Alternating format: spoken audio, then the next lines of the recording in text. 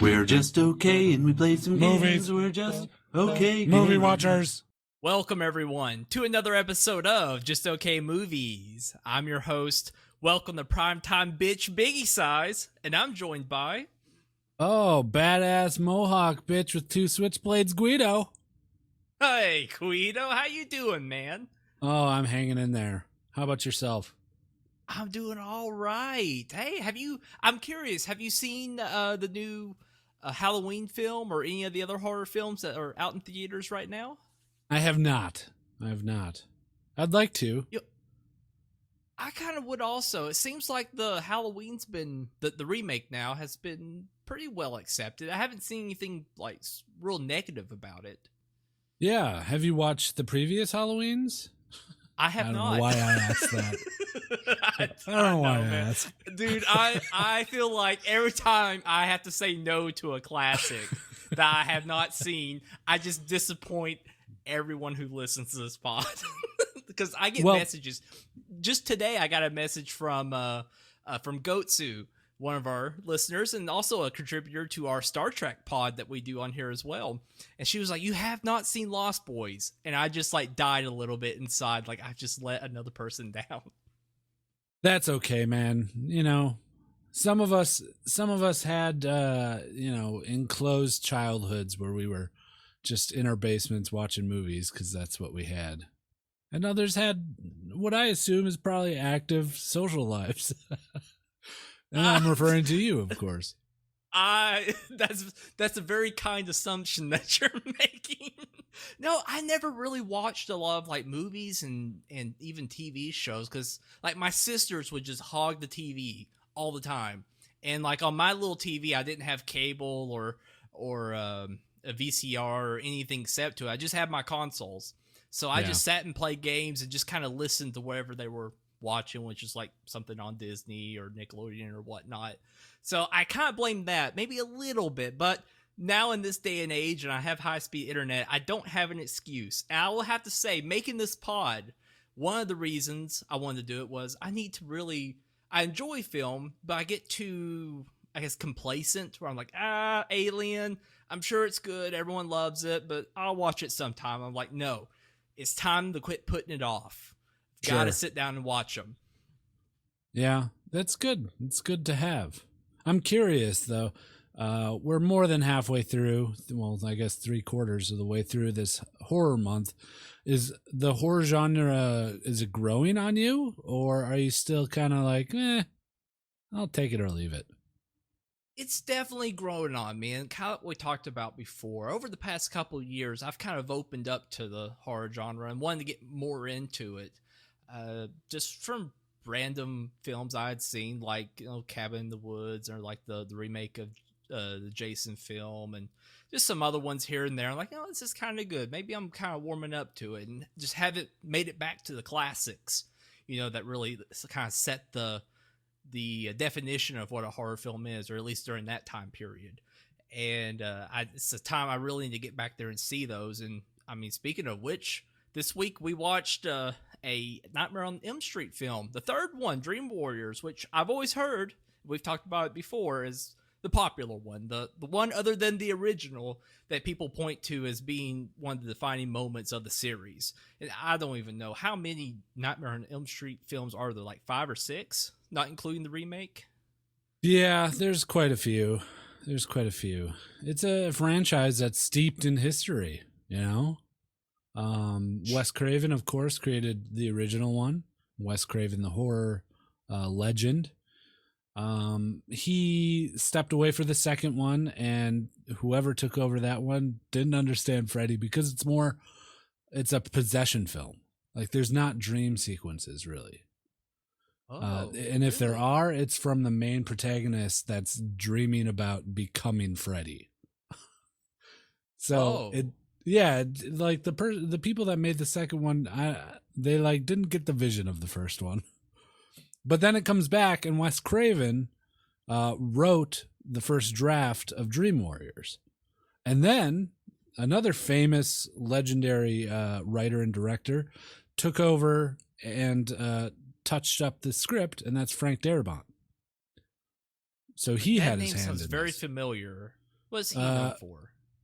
He made the #1 movie on IMDb's top movies of all time, Shawshank Redemption. Oh, he made Shawshank. Really? Yeah. Interesting. Wow, no, So- that's fascinating. So, was this one of his like real early films?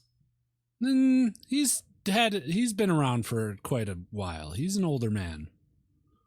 So, I wouldn't say, middle of his career, I guess. Early middle. Was this before Shawshank? Yes, much before Okay, Shawshank. I thought so. Yeah. I Have was you about to not say, seen Shawshank Redemption? Oh, yes, I have. Okay. I can at least say I have seen that, and I love every second of it. Yeah. But I didn't realize that. That's very fascinating. Now, correct me if I'm wrong. For the second one, is that where like the guy who plays as Freddy, he's like he plays himself through part of it? I can't remember. I went on a marathon about 7 to 10 years ago and watched all of these. So that's what I'm banking on in my memory.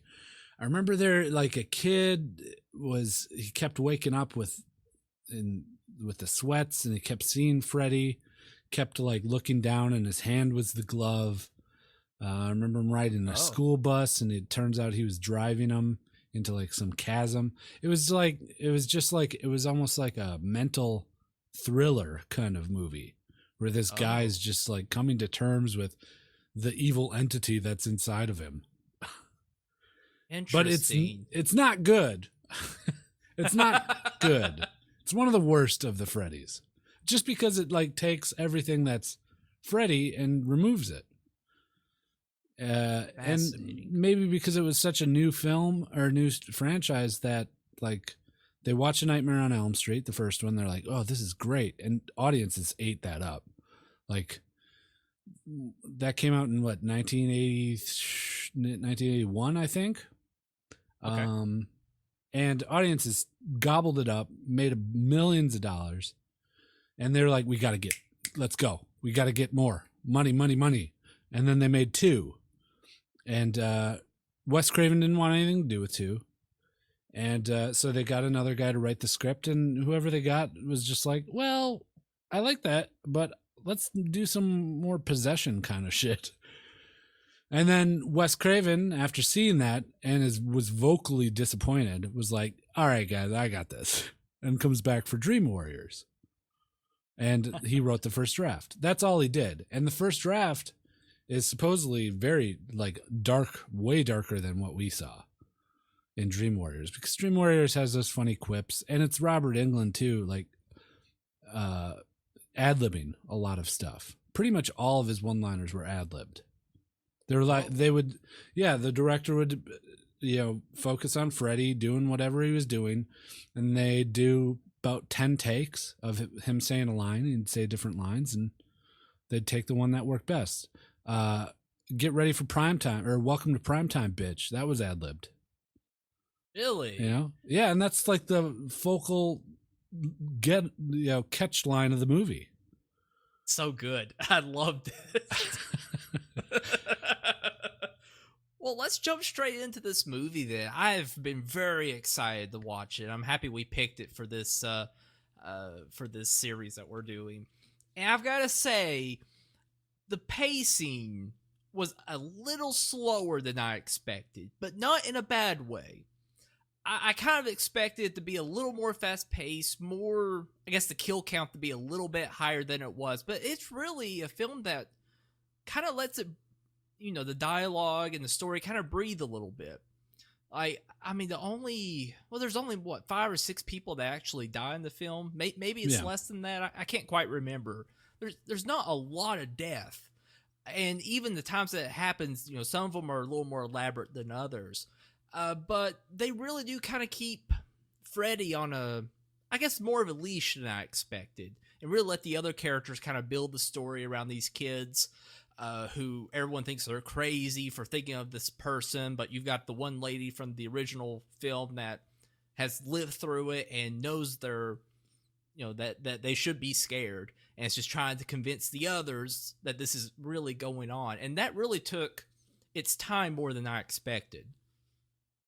Yeah, it's a slower pace. That I mean, if you want, the very first one was very slow paced. Also, a different kind of tone because they're still trying to work out Freddy as being like the linchpin character. He had little quips and stuff that he'd say in the first one, but it wasn't as over the top as in this one, as in Dream Warriors. The Dream Warriors is the one where Freddy becomes the Freddy that we know and love. Ah, interesting. So he's a little less, I don't know, campy, I guess, for lack of a better word. In the first one, he's a little more serious. Yeah, he's just more of this looming kind of unknown character. You know, they play it a lot slower in like, you know, kids are waking up and they have cuts on their arms and stuff. There's the nightmare sequences, and they're all cut by, in the first one, they're all cut by like these fog, like transitions and stuff. Whereas this one is interesting. It does away with that. It's like almost all of the transitions into dreams were like these hard transitions where the audience isn't really supposed to know if it's a dream or not. You know? Interesting. Very interesting. I will have to say those moments are very satisfying, especially, I mean, we've already talked about it, but the primetime bitch part where she's just sitting on the couch watching TV, and then she goes up to bang on it because it's messing up, and then his arms just break out of the sides, his head pops out on the top. It's creepy because you kind of don't expect it. You know something's might be happening, but you don't expect it to be that elaborate. Yeah, and it's these so wonderful, like robotic television arms that come out and grab her and pick her up, and then his head like stretches out of the top of the screen, and he's got the rabbit ears on top, the antenna. Right. Oh, it's so good. Oh, it's so good. Like, all of the practical effects in this are so well done and just make you feel warm inside. And it even creeps you out because it's real. You know, someone made that and you could see it just happen as if you were there. Unlike, you know, some CGI. It's better now than it used to be, but still nothing beats a practical, real effect. And even the one scene with the other main girl, who's the younger one, I guess her thing is she can pull people in the dreams or into the same dream. Was that her power? Yeah, Kristen was her name. I didn't feel like and I guess let me back up. The film begins with this girl, Kristen, and she's dealing with Freddy. And another part later in the film, she's able to pull other people into those same dreams and also pull other people into other people's dreams. So that way they can fight Freddy and try to save each other. You know, having more people to go after him and things like that. And I feel like they didn't explain that very well, but one part in particular, like Freddy comes out like a worm, and it's so nicely done. I'm sure it was a miniature they just cut together to make it look like it was this massive it wasn't. thing. Really? That was an actual full... Yeah. Really? It's amazing because apparently the girl, Patricia Arquette, who plays Kristen, she like gets halfway swallowed up by this Freddy worm that pops out of the ground. Remember that? And she got injured. True. She got injured while they were filming because they were like lifting her up and banging her down. Really? Yeah, so she was inside this full-size Freddy Krueger worm that was built on the set. That is fascinating because the thing is, it looks fantastic, first of all. Super creepy and gross, but it's so well detailed. And it's like moving around fairly quickly and like talking to her. I can't remember if he says something, but like the face looks just like Freddy's. I can't believe that was like actual like full size. I figured most of that was just like a miniature they were using. That's incredible. I mean, that alone takes, I can imagine building a prop like that and then making it work how they did it, especially back then. There's a documentary on Netflix, or at least it was, where they go, it's like 4.5 hours long, and they talk about each movie as it was made. And they have all this interesting practical effects, like behind the scenes stuff. And the first one, do you know how Johnny Depp dies Have you ever seen the clip or anything? The first one? Yes. Isn't that the one where he's in the bed and like his stomach shoots open or something like that? Well, he gets sucked into the bed, and then Sucked the into bed spews out blood into the room, like volcanically erupts blood. And the way they did that is super fascinating because they built the entire set upside down. And then Whoa. they had a giant vat on top of the bed with a hole in the bed, and then they opened up the vat of blood and then had it dump out and then flipped the filming of it for the final cut. Oh my! So you're actually watching blood pour down out of this upside down set, but it's all flipped. It's amazing. They do so much crazy practical effects in these movies. Dude, I mean, that's just the times, man. Like, that's all you had, and I just missed that so much. Like hearing stuff like that, or even watching the making of like the original Star Wars, like especially with the Death Star, like outside shots, like the amount of timing and stuff they had to do for the explosions. Like there's one scene I see all the time where it's showing them outside, and they're just using this truck and put the camera on the back of it, and they're driving by real quick, and you see the explosions, I guess, where blaster fires hitting the outside the Death Star, and it's great because someone had to sit and make that, and then they had to time it perfectly with those like little sparks and things like that. You just don't get that anymore, and it warms your heart when you see it. Like someone worked their ass off to make that work, and same thing with that scene. It's just absolutely incredible. So and I think it makes it more real too. Yes. Like there's one instance, we were watching it in Discord, as we've been doing for the past few weeks. If you're not there, you're square. And there's this one scene where one of the kids is in bed and Freddy shows up above him and then like rips the tendons out of his feet and his arms. Oh, yeah. And you could hear everybody in Discord. They were like, ugh, cringing because it looked that cool. And it like brought so you good. into that. It was way better than any CGI could do. Definitely. So creative, too. All the deaths in there, even though there's not that many. I would have liked a little bit more, and maybe that's just my expectations going into it. But the ones that you do get, like that one, like the TV one, or even her almost getting eaten alive, are so nice in like how creative they are. I even kind of like the one with the wheelchair kid. There's this kid, he's in a wheelchair, paralyzed from the waist down, and he's in a dream, and he's in this tight hallway, but he's standing because in his dreams he makes himself stand. And Freddy like sends this souped up, like spiky death metal wheelchair going straight at him down the hallway. And even something simple like that, which probably was one of the more simplistic ones of the movie, was still great in how creepy it was and how the whole room, the wheelchair itself, all of it was real. So I can't say enough about having scenes with practical effects in real environments is so much creepier than anything your computer can render. And I kind of feel like that what made some of those films in the past so much more interesting than what we consider horror films today. And there's definitely notable exceptions, like It Follows, that all that, and mainly it's because of budget, all of it was real sets, probably very, very little CGI because they didn't have the money for it. But it just adds so much to that tension and just makes you feel like you're there with them. I just love it. It's so well done. Yeah. So, horror movies today are even still the one that they're the bells of the ball when it comes to practical effects. Just think of any horror movie that was made in the past decade and try and spot out any of the CGI. It's there, blood spurts or maybe like some sort of mystical wraith or something. But if it involves monsters or something, it's most likely going to be practical effects. Even think Cabin in the Woods.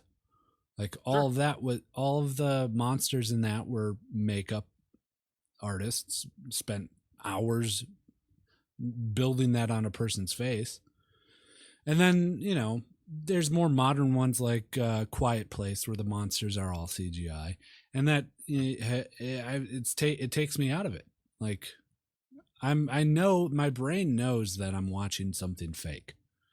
You know, it doesn't put like a spatial awareness around it. It like I can't formulate my brain around CGI horror. Sure. But practical effects, it's there. It's real life. You could touch it. You know that the people in the movie are touching it. So it just makes it more scary. Right. Right. No, totally agree. And it makes your film age better. I mean, still going back to Star Wars, you know, it's every, 10 years or so, it's starting to look a little bit more dated, but having actual models and everything looks so much better than, like, look at the Phantom Menace, where it's starting to, still that movie's 18 years old compared to over 30 years for the first, for New Hope, but Phantom Menace looks terrible because of the CGI, because it just looks so dated. It dates itself. And whereas I thought Nightmare on Elm Street 3 looked pretty good. I mean, the style of clothing and everything definitely dates it. But as you said, the practical effects, like with him, being held around with Freddy being the puppeteer, it looked real. And that film getting close to 30 years old, I guess, at this point is just amazing. It's so well done. So what's your favorite part of this film? Oh man. Yeah. Well, can I talk about my least favorite part? Please do. I want to hear it. So there's this whole side story within it that feels so tacked on. And you could tell it was a time of the franchise, like where people were like, there might have been some press and hubbub, in the tabloids or whatever, like, ooh, let's find out more about Freddy. And they included this weird subplot of Freddy's mother being involved, who is a nun that shows up and like talks to one of the psychiatrists that are helping all the kids, and nobody ever sees him, and she's just giving these cryptic clues as to who she is and how to like fight him. And it's just like, it's all tacked on strangely, where you don't even need any of it. Right. And it doesn't really help at all, like, figure out the plot. Like, at least not that I can remember. Like, she doesn't help them figure out how to... Well, or does she? Does she help them figure out how to stop Freddy? I can't remember how that part came I think about. she said something about burying the bones on hallowed ground. Okay, so she's the one who shared that. Yeah. Okay, because that's ultimately what they have to do in the end, is get Freddy's bones, which the original people who killed Freddy are still around, and they know where they buried him. And it was in a junkyard in the back of a Cadillac. And so what they have to do is get those bones out and throw the holy water on the ground and bury them, and that will kill Freddy forever. And that's also another weird scene, is with the skeleton coming to life. I felt like that kind of broke some rules. Like, you had these solid, perfect rules that he can only kill you if you're in a dream. Perfect. Wonderful. I love it. I love every bit of that. But when they get the bones out of the caddy, they like form back to a person, and they start fighting the psychiatrist guy and the other guy who's the dad of the original girl, and actually kills the dad and almost kills the psychiatrist. It just felt so weird. Like, at first I thought, okay, somehow they fell asleep, which is, first of all, how in the world did they fall asleep when they just drove into there? But that could have been a cool like plot thing, like they fell asleep like way back somewhere else, and that whole thing was a dream that they were doing. That would have been kind of cool. But no, it was real life, and it just forms back to a skeleton and starts fighting them. It went a tad off the rails there, and I wasn't sure what to think of it. But I agree. That part, as well as the nun, it slowed the film down, because every time the nun showed up, the the psychiatrist guy was talking to her for like at least 5 to 7 minutes about a bunch of stuff that didn't matter, and it just slowed the film down. Yeah. Yeah, those are the not so great parts. Yeah, I agree with the skeleton, Freddy's skeleton coming back, and he's doing like fucking kung fu moves on him and shit. It reminded me of what's that, Jason the Arcanauts or whatever that film was called, where he fights the skeletons in that. It reminded me of that. I think that's what that film was called. But it didn't look great, and it didn't really help the story other than killing the dad, which didn't really matter at all. Didn't serve the plot at all.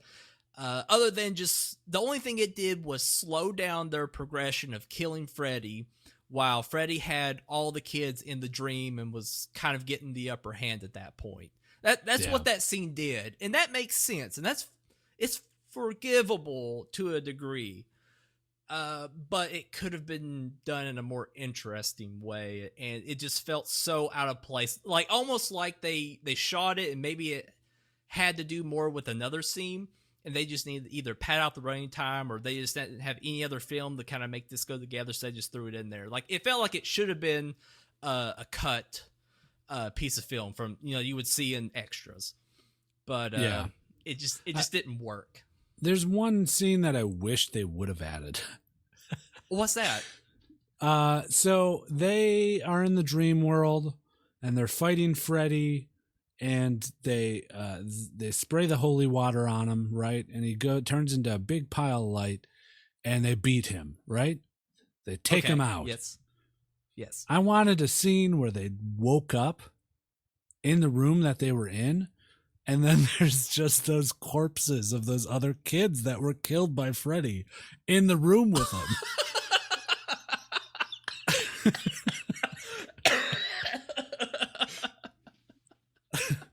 Because Freddy, it's a whole montage of them, like they get split up inside the dream, and then Freddy takes them out one by one. And I think, the wheelchair kid and the Mohawk girl, they definitely died. I'm trying to think if there's any others. I don't think there is. But they would wake up. There had to be a point where they woke up and they're sitting next to the corpses of the two other fallen kids. Agreed. Yes. But instead, they just do like a cut to the psychiatrist sleeping on his bed, right? Oh, no, they go straight to a funeral where Nancy's dead. Right. Ugh. Yeah, that would have been more interesting. I completely agree. And they have to suffer the loss of Nancy too again when they wake up. The deaf kid, Kristen, and Kincaid, I think his name was, the big black kid, who was great comic relief.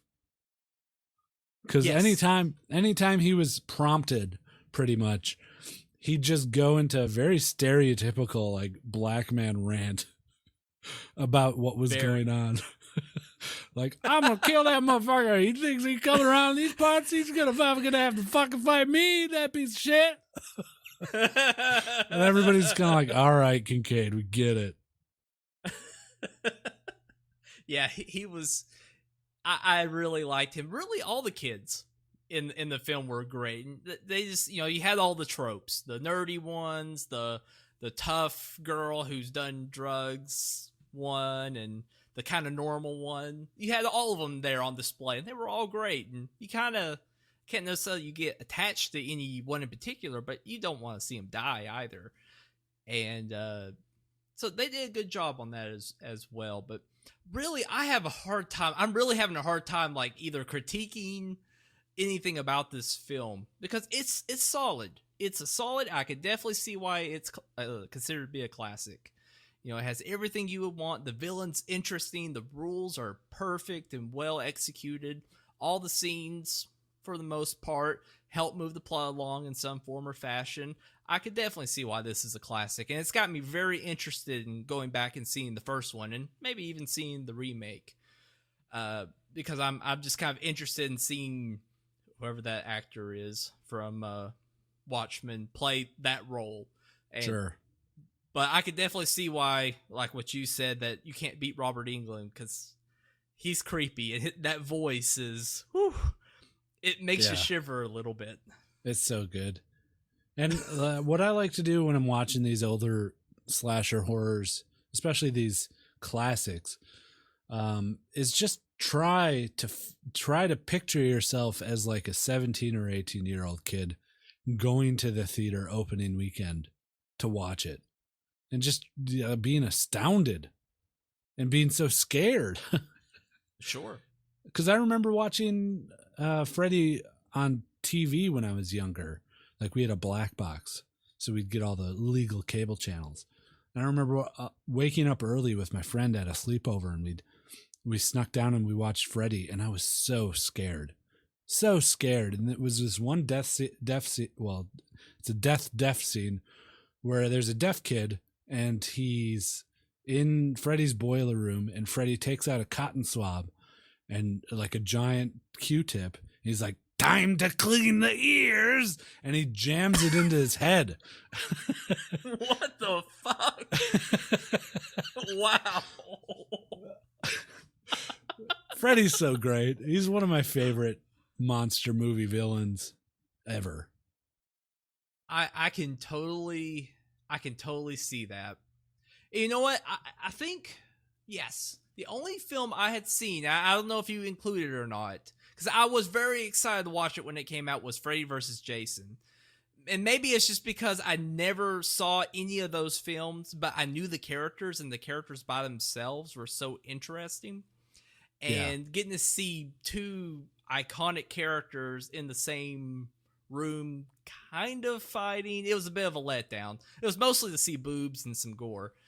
It's an interesting movie. It is. Go for it. Oh no, I'll say it to me, like not having any ties to any of the franchises, definitely not getting to have a cool experience like you did, and getting those goosebumps and being scared by that stuff, because Freddy vs. Jason is very silly. I would not call it scary at all. There's some cool death scenes, but it's played up for yucks, and that's what it should be. But definitely, I think had a good portrayal of both characters, and I guess in their most campy state. And it's probably what got me a little more interested in learning more about those characters. And I think this movie really helped kind of see the more serious side, even though this is, as you said, considered to be the more campy one of the series, but still seeing a more serious side of that character. And I love it. Yeah. And Freddy vs. Jason is an interesting film in itself, in that they're two completely separate entities in how they get their scares. Oh, sure. Jason, he does this stalking thing where you never know if he's nearby. He's in the shadows. He moves quietly. He pops out of a closet and cuts you down. And Freddy's on the complete opposite end, where he's verbose and he's talking and he's painting these pictures for you of just like how horrible your dreams are going to be.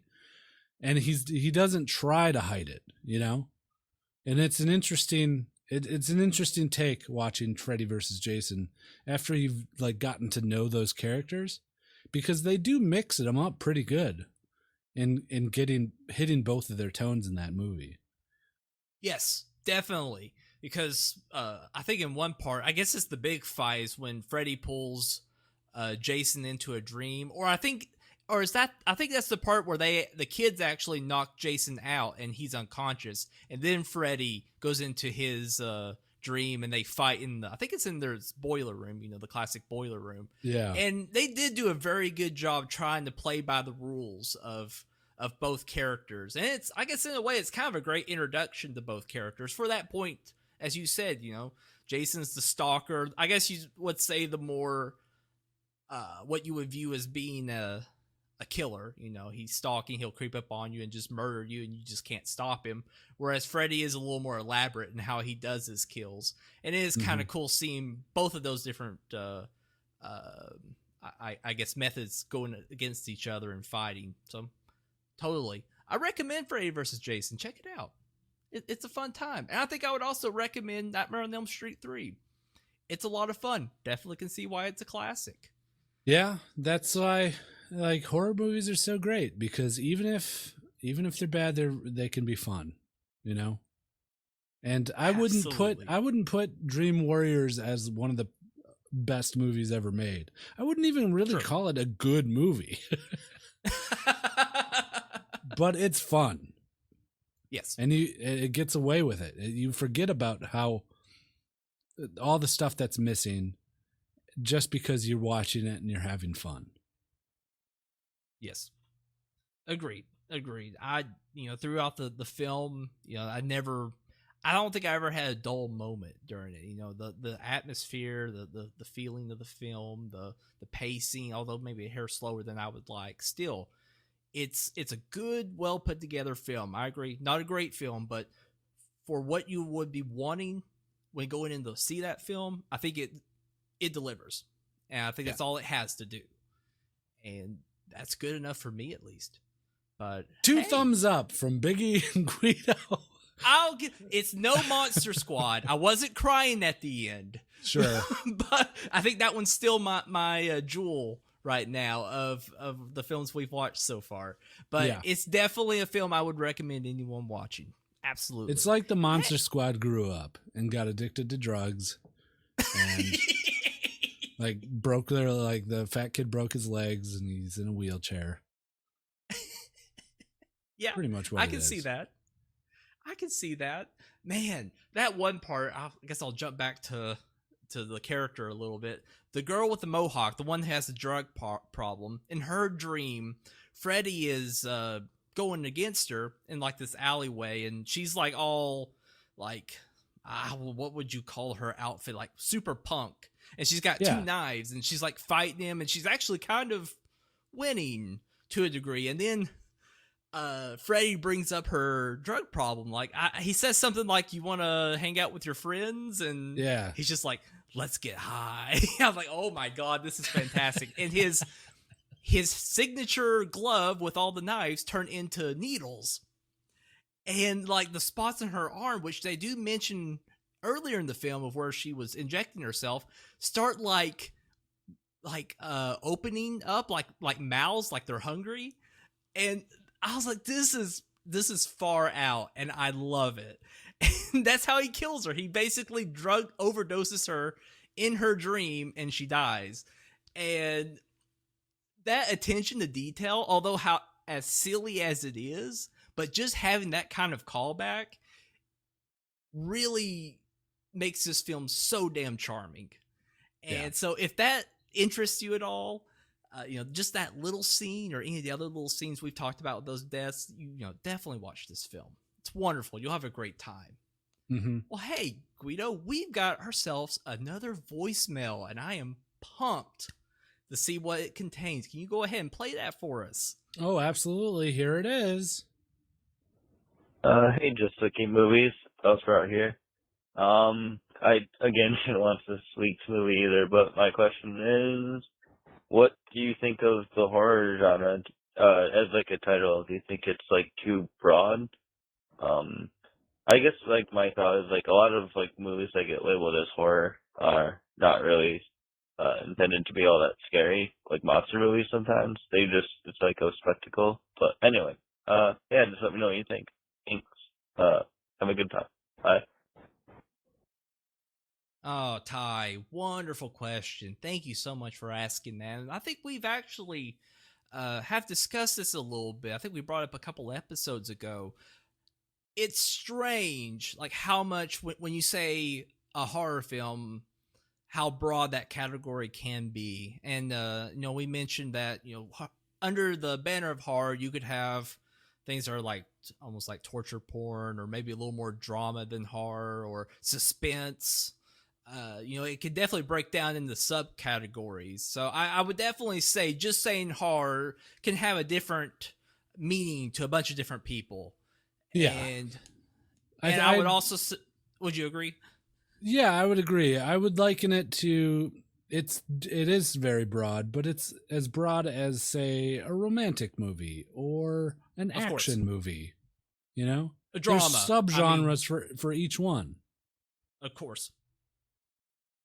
completely agree. And I would totally agree. It's broad. Now, I will say when you're pointing to like specific movies that would fit under that category, wherever you would put it, like talk about Nightmare on Elm Street, calling that a horror film, I think is totally appropriate because, I mean, I guess you could break it down if you wanted to, and definitely time can kind of change where you would categorize something. Like that's what Guido said when he was younger, watching something like Nightmare on Elm Street freaked him the fuck out, and rightfully so. And so you may even kind of categorize that as being more of like a gore fest or, you know, whatever you want to call it. Whereas today you might watch it and be like, it's not really that scary. It's, you know, maybe it's more of like a suspense thriller with some horror elements in it. You know, it can definitely change by time, and all of it's completely subjective. I'm not totally sure if you could, you know, you can make an objective argument, but I think ultimately it's going to depend on the person. But calling a film like that a horror film, I think is very appropriate. But I would totally agree with your point that it's a broad category. And like, for instance, you talk about the Paranormal Activity films. You could make an argument it's horror, but I would say it'd be more of a suspense thriller, which could also fit under horror. So it's madness. I think it's a never-ending rabbit hole that you could just keep going down and never come up with a conclusion. Look, but it's a fun argument to have. Fucking Schindler's List is a horrifying movie. Oh, yes. Absolutely. Absolutely. I even think like Judd Apatow films, like, are they comedies? Are they dramas? You know, this is just it kind of works in any film category. It's hard to always pin it down to one. It kind of can come down to personal preference on what do you consider to be a horror film, because God, Schindler's List, I totally agree. You could easily call it a horror film, and it's a real life horror film, which makes it even more freaky. Yeah, and sad. But I think it just like if its sole intention is to try and scare you, it's a horror movie. That's kind of how you put it. Yeah. Whether they whether they succeed or not isn't part of it. But like Monster Squad, it was trying to scare kids, you know. I'd put it in a horror movie. And yeah, if it's trying to scare you, it's fucking horror, dude. I think that is definitely a fair yardstick to use for that. So thank you so much, Ty. Really appreciate that question, and thank you for listening, man.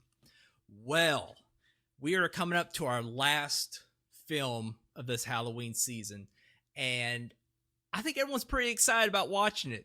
And I'm pumped because it's been a long time coming. And we will be reviewing next week the hit Ridley Scott film Alien. And I've gotten so many questions about if you like the film, is Ridley Scott still a hack in your eyes? And, you know, that's a great question. And it's one I guess we'll have to find out next week. And if you want to join us to watch it, which you certainly should, every week we've had a blast getting together and watching this the films that we've been reviewing. Get on Discord, man. Come on, join us. Go to discord.gg/justokgamers. Join the community. There's a bunch of good people there, and I know you'll have a great time. Even if movies aren't your thing and you're just listening to this for fun, people are playing games all the time. Get on there, hang out, have a good time. And hey, if you've got a question for us about any film we've talked about, any other topic you'd like to discuss about movies, shoot us an email at justokmovies@gmail.com.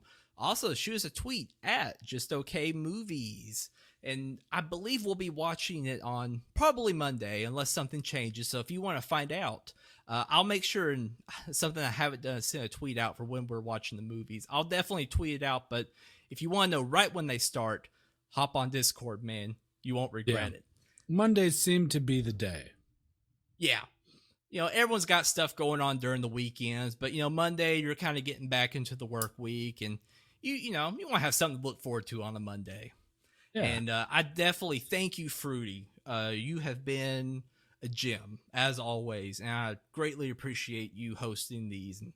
And he's even expressed interest in just doing random viewings during the, during the normal time when maybe we're not reviewing a movie. So If you just like to watch them in a group, please hop on. You'll love it.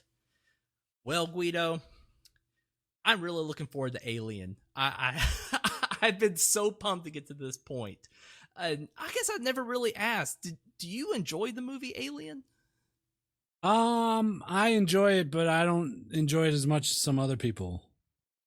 Interesting. You'll see. Its pace is pretty slow, and you're the one talking about pace. So, I think that's the part that worries me the most going into it. Is unless it's done correctly, I can get really bored if a movie takes its time.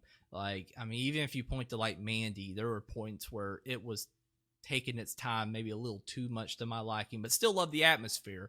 So that's something I'm kind of hoping going into this, that the atmosphere makes up for the slow pace.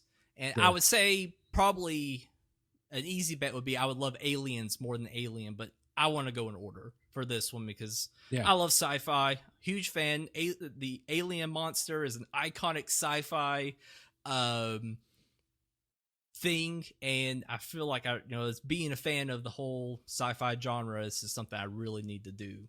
So please join us. We cannot wait. Well, hey, you guys have a great rest of your evening, and we'll see you next week. Take care.